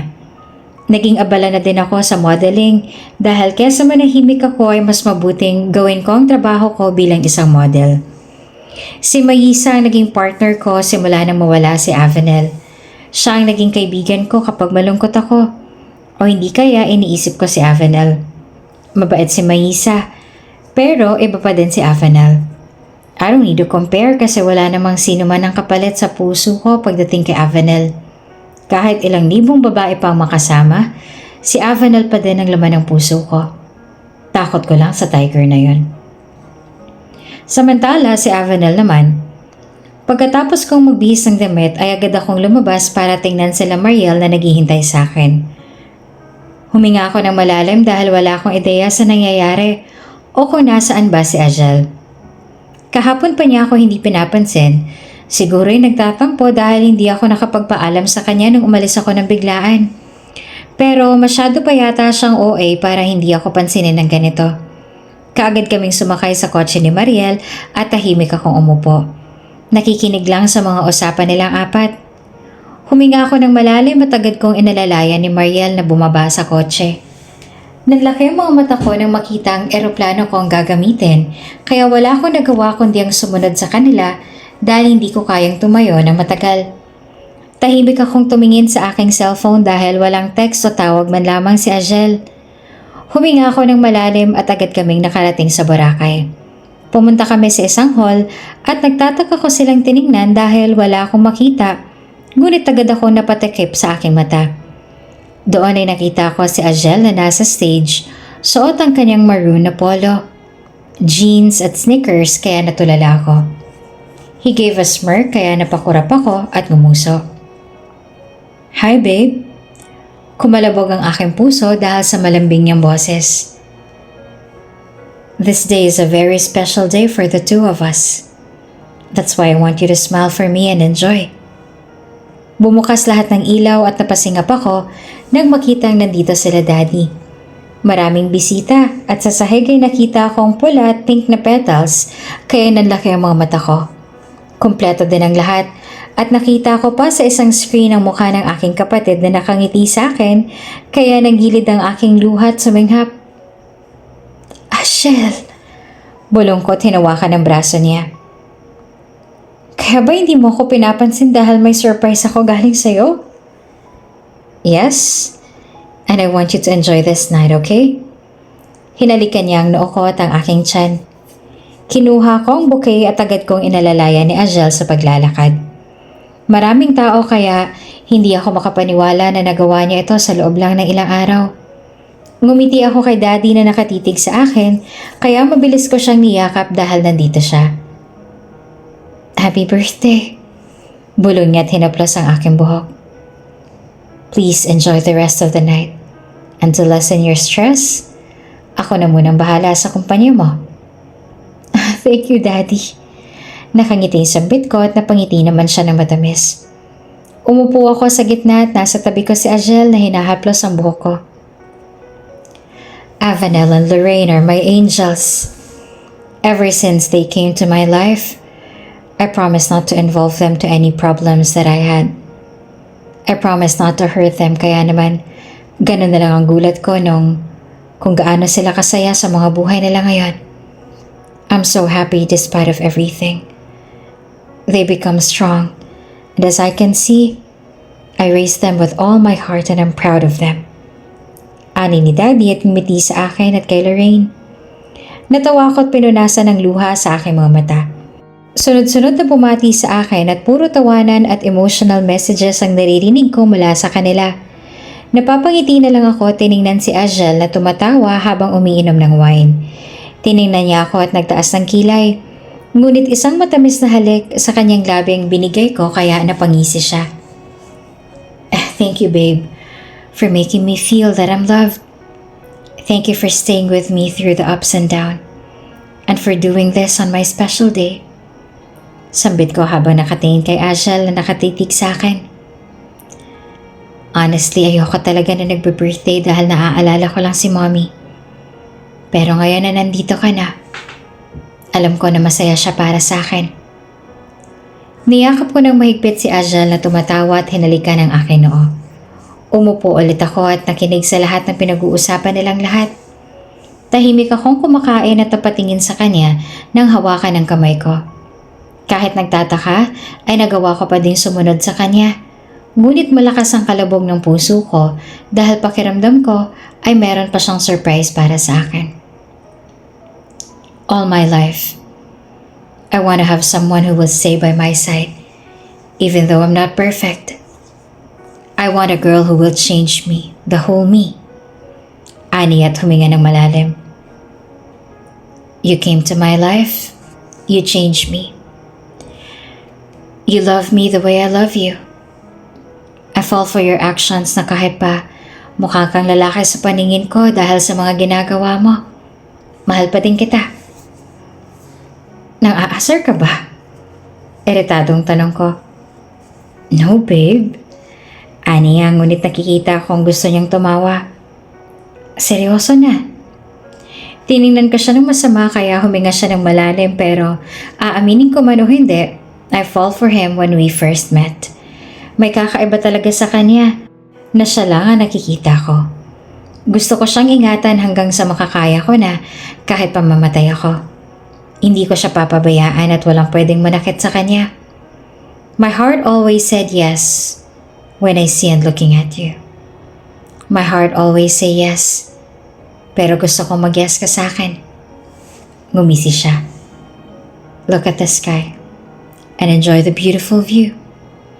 Kahit nagtataka ko, ay agad akong tumingin doon at gano'n na lang ang gulat ko sa nakita. Isang helicopter na punong-puno ng petals at natulala ako doon kasabay ng luhang dumadaloy sa aking pisngi. Kumurap ako tiningnan si Ajel na nakatayo sa harapan ko. Masyado siyang seryoso kaya naman kinakabahan ako sa mga sasabihin niya. I waited for this day to happen. I love you. Ani at kinagat ang kanyang labi. Humikbi naman ako at hindi nakapagsalita dahil malakas ang tibok ng aking puso. He smiled and reached for my trembling hands kaya napasinghap ako at humikbi. Napasinghap ako na bigla siyang lumuhod sa harapan ko at nanlaki naman ng mga mata ko nang makita ang malalaking letter sa kanyang likod na nagsasabi na, Will you marry me? Hindi ko alam kung anong mararamdaman ko, ngunit masyadong masaya at hindi ko maipapaliwanag ang saya na nararamdaman ko. Avenel May Valeria, will you make me the happiest man in the world? Ani at nakita kong nangilid ang luha sa kanyang mga mata habang nakatingin sa akin. Kahit lumuluhang nakatingin sa kanya ay nagawa ko pa din na sumagot. Tumango ako ng ilang beses at nakita kong matamis niyang ngiti. Nanginginig niyang sinuot sa akin ang diamond ring. Napangiti ako nang yakapin niya ako at nagsimula na siyang umiyak. I promise to you that I will be the best husband and daddy to our future kids. Aniya sa malambing na boses at hinalikan ang aking noo. I kissed him with all my heart at narinig ko na lamang ang sigawan at palakpakan ng mga tao kaya napangiti ako. Ajel's point of view. Happiness, contented and proud. That Avenel is now my future wife. Hindi ko maintindihan ang nararamdaman ko sa araw na to. Masyadong masaya at pakiramdam ko ay hindi sapat ang salitang masaya dahil sa nararamdaman ko. Itong pangarap ko, ang magkaroon ng isang masayang pamilya kasamang babaeng mahal ko. Magkasama kami sa iisang bahay, masaya at punong-puno ng pagmamahal. Niyakap ko ang balikat ni Avanel habang ang kanyang ulo naman ay nasa aking balikat. All of our relatives are here at gano'n na lang ang gulat ko nang malaman na lahat sila ay kasapi ng royal family. Avanel's point of view. I am wearing a princess crown and my mermaid gown. Hawak ko ang isang bouquet ng maliliit na flowers. Huminga ako ng malalim at nasa harapan ako ng pintuan at nakatitig sa malaking pinto. Kinakabahan talaga ako dahil ito na ang panibagong challenge ng aking buhay. I worked out every damn day dahil napapansin ko na mas lumaki ang katawan ko kaya naman hindi na ako kumain ng madami. You can walk now, princess. Bumukas ang pinto at napasinghap ako nang makita agad si Angel sa kanyang pula na damit. Nangilid agad ang luha sa mga mata ko habang nakatingin sa kanila. Narinig ko agad ang soft music habang naglalakad ako ng dahan-dahan. Napakagat ako sa labi nang makita si Daddy na nakangiti sa akin. Babe, bulong ni Angel at nakita ko ang luha sa mga mata niya. You're really like a star. Habang tumatagal, mas lalong gumaganda. I smiled at him. Huminga ako ng malalim at agad na humawak sa braso ni Daddy. Kinagat ko ang labi ko habang pinupunasan ng mga luhang kanina pang nag-aagusan sa aking pisngi. My dream came true. By the power of mine and the power vested upon me, you may now take your vow to each other and make a promise, wedding speech. Sinuot sa aming dalawa ang kapa at napangiti ako na makita si Amara na nandito at siya mismo ang nagsuot ng kapa sa aming likod. We faced each other and he smiled and put the ring on my finger and spoke. Nagpalitan kami ni Angel ng vows at ng singsing. And as the father announced that we are now husband and wife, naiyak na ako sa sobrang saya. Natawa pa nga si Angel kaya ngumuso na lang ako sa kanya. Te amo. He whispered and tilted his head and pulled my waist closer to him. Pagkatapos namin ay agad kami naglakad palabas ng simbahan. Kanya-kanyang click ng camera ang narinig ko sa labas kaya ngumiti ako at hinawakan si Angel na nakangiti at panayang halik sa akin noo. Sumakay kami sa kabayo habang siya'y nasa likod ko at panayang haplos sa aking bewang kaya napangisi ako. We have a tradition here. Nakangising sambit ko pagkatapos halikan ng kanyang labi. Kaya mamaya na munang honeymoon. Ha? Ano pa pang gagawin? Hindi ba pwedeng mamaya na lang? Natawa ako at umiling kaya ngumuso siya at tiningnan ang gown ko. You look hot and sexy with these gowns, wife. Nakarating kami sa palace at agad na bumaba. Ang mga maids at guards ay nandoon na at sinabi na handa ng bathtub para sa aming dalawa. Pumunta kami sa kwarto at agad kong kinuha ang perfume dahil isa ito sa tradisyon namin.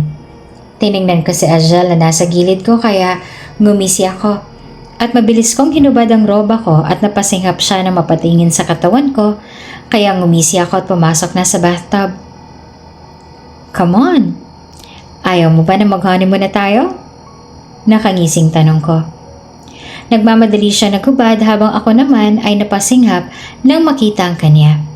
Ngumisi siya at pumasok sa bathtub na nasa harapan ko. Hindi ko mabilang kung ilang beses naming inangkin ang bawat isa. Basta ang alam ko lang, mahal na mahal ko ang asawa ko. Maraming pagsubok man ang dumating sa aming dalawa, lahat ng yon ay nilagpasan namin ng magkasama. Magkasama naming hinarap ang lahat ng yon nang magkahawak ang kamay at nakangiti sa isa't isa. Kung bago ka pa lang sa channel na ito, Ate Jane TV, huwag kalimutang pindutin ang notification bell and subscribe button. Sana po hindi naman malaking abala sa inyo ang pagpindot ng subscribe button dahil ang kapalit po nito ay ang pagsuporta para makapag-produce ng mga libreng stories sa mga channels ni Ate Jane. Maraming salamat!